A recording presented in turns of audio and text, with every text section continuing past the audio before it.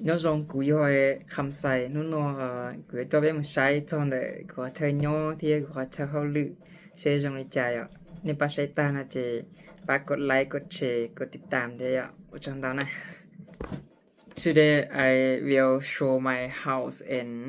my work for you watch. So after you watch, you can like and share for me.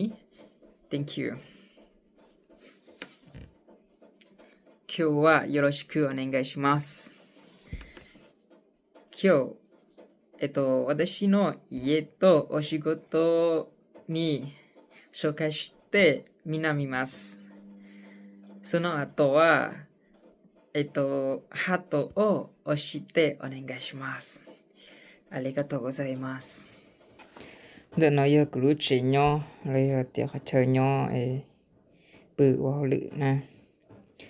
Giờ cứ cho bên một sai bê lu không cản chỉ một số luôn nó nè. Theo bê lu chạy vào lự ngủ nhu mì ạ. Để ta chỉ nó cho phong dư cho ta tự ua nó nói giờ cứ nụ sò lại. Giờ chúng ta bắt tan được xin là bê lu chạy nhu mì nè. Để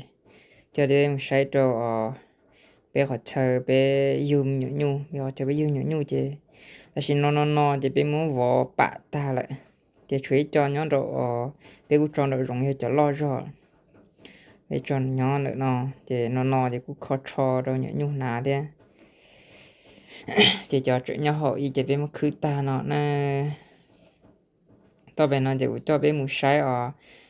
bé khó chờ yu cho mẫu nhu chữ mù nhu mò nhó cho học lại ạ chứ bé yu cho ilu chết sát phó sân đầu thế chứ trong lý nó xưa rồi khó chờ bé yu cho mẫu nhu mù nhu nè chứ tao bé nó chứ cho bé một sai bé khó chờ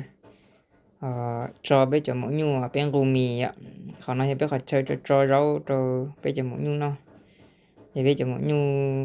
nhập bự luôn khỏi nó cho bây cho mình nè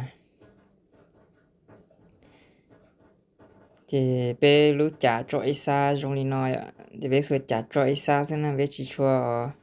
lấy sự tệ cho trả đôi tên một mặt sư